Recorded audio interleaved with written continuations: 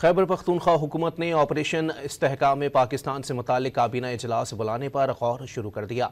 वज़ीर आला सूबाई काबीना के अरकान को ऑपरेशन इस्तेहकाम में पाकिस्तान से मुताल्लिक एतमाद में लेंगे। आपको बताएं कि खैबर पख्तूनख्वा हुकूमत ने ऑपरेशन अज़्म इस्तेहकाम से मुताल्लिक काबीना इजलास बुलाने पर गौर शुरू कर दिया है। वज़ीर आला सूबाई काबीना के अरकान को ऑपरेशन अज़्म इस्तेहकाम से मुताल्लिक एतमाद में लेंगे। PTI के ऑपरेशन अज़्म इस्तेहकाम पर वाज़ेह तहफ़्फ़ुज़ात मौजूद हैं। मज़ीद जानते हैं डॉन न्यूज़ पेशावर के ब्यूरो चीफ अली अकबर से। जी अली अकबर, बताइएगा कौन कौन से अहम तहफ़्फ़ुज़ात हैं जो कि आज पेश किए जाएंगे। जी शुक्रिया। जैसे ही वफाकी हुकूमत ने मंजूरी दी है ऑपरेशन ज़रब इस्तेहकाम पाकिस्तान की, तो उसके बाद जो तहरीक इंसाफ है उन्होंने अभी तक इसकी मुखालफत की है और उनका ये कहना है कि हमें जो है वो ऑपरेशन का टाइमिंग और उसके तरीक़ेकार से आगाह किया जाए।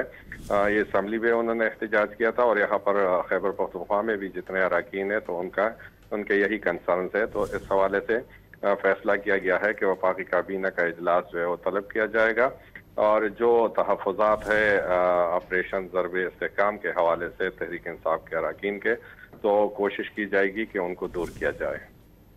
बहुत शुक्रिया अली अकबर अपडेट करने के लिए।